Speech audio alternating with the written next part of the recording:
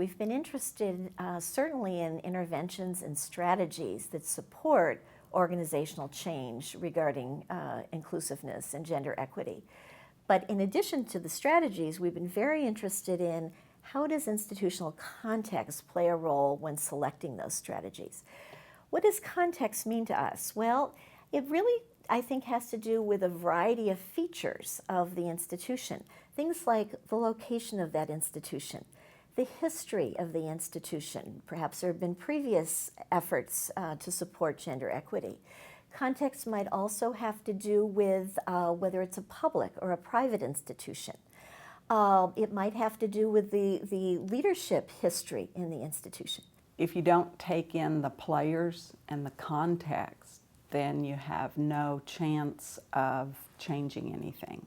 Once you sort of examine it in your own backyard, that people will have more energy toward, there'll be more sort of critical agency about doing something about it in your own backyard.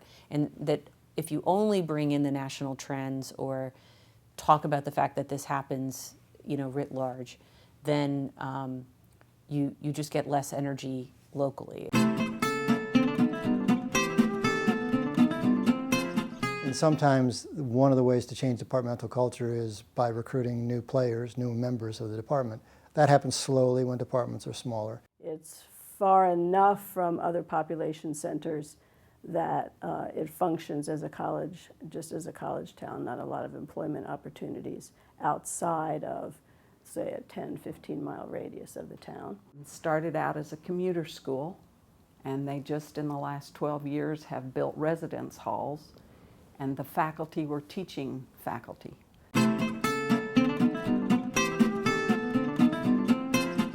What are the change goals that are specific to that institution, that are reflective of the needs, the history, the context of that institution? And then a systemic change, a systemic approach to change, would involve aligning the interventions or the strategies in support of the particular needs in that particular institution. Context plays in a lot in how we formulated our grant. We are an agricultural state, we're a rural state, we're not a wealthy state.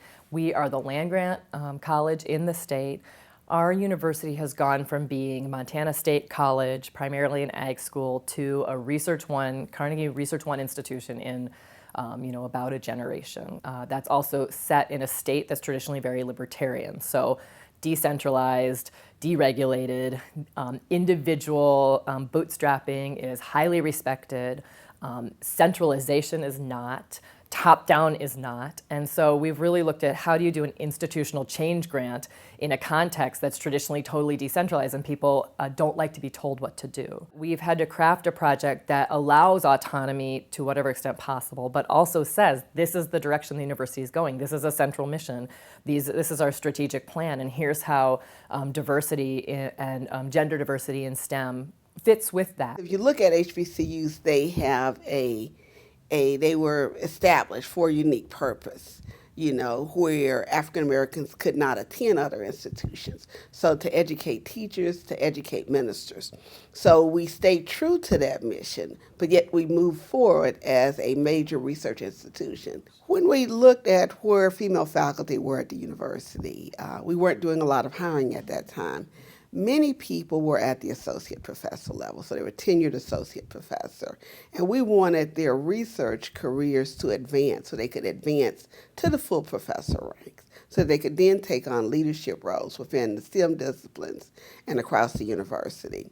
And so we established the summer writing retreats, and it's not to teach women how to write, because everybody knows how to write. You write a dissertation, you write many papers, but it's how to dedicate some time to advance your research career. It's a Hispanic serving institution, and I think that has somewhat set the tone in terms of providing some context when we are looking at women in STEM who are already a minority in their own right, but then we're looking at Hispanic women in STEM. That somewhat changes, or it challenges some of the stereotypes that people might have. For example, Hispanic women tend to be more likely to be expected to take care of family members, and not just kids, but also parents or people who are sick. And that puts a lot of time demands during the normal traditional office, 8 to 5 positions. So one of the things we've tried to do on our campus is to change some of the policies and climate to make it more inclusive and more family friendly. So for example, we would try to encourage departments not to have meetings late in the afternoon when people might have to go and pick up their kids. One of the things that the strategic project has done really nicely is really implementing or floating ideas for change that are responsive to an institutional culture and climate and history, as well as the geographic context, the number of adjunct faculty that are on the campus. I mean, these are all sort of contextual variables that really need to be taken into consideration.